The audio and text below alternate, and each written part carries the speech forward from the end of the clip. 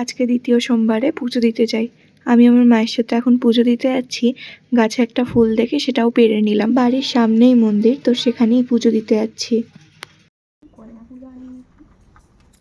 লাইনে দাঁড়িয়ে মায়ের মনে পড়লো যে কলাটা তো আনতে ভুলে গেছে। তো আমি বললাম তুমি থাকো লাইনে দাঁড়িয়ে, আমি নিয়ে এক্ষুনি চলে আসবো।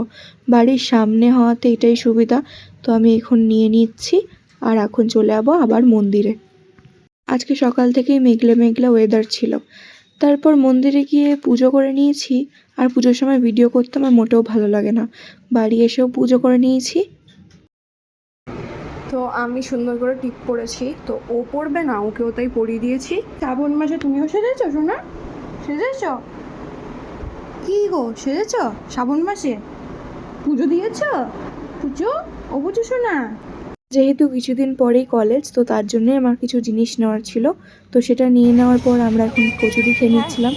আর আমার এত লজ্জা লাগছিল, মা আমার ভিডিও করছিল আর সবার সামনে এত লজ্জা লাগে, আমি কমফোর্টেবল মোটেও ফিল করি না সবার সামনে ভিডিও করাটা।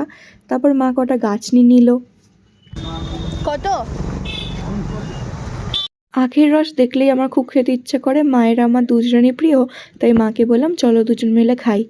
আর এখনও এত বড় হয়ে গেছি তাও যেন বাচ্চা মেয়েটা গেল না। কারণ কি, আমি আখের রসের জন্য খাই, কারণ কি মুখে এই যে ফোমটা লেগে যায় তার জন্য। তো একটা জিনিস নিতে এসেছিলাম যেটা ছিল বেল্ট, তো তার সাথে সাথে জুতোও নিয়ে নিয়েছি।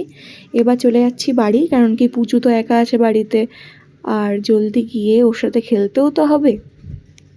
এদিকে হ্যাঁ, বলে দাও সবাইকে নতুন ভিডিওতে আবার দেখা হবে। টাটা, টাটা করে দাও, টাটা।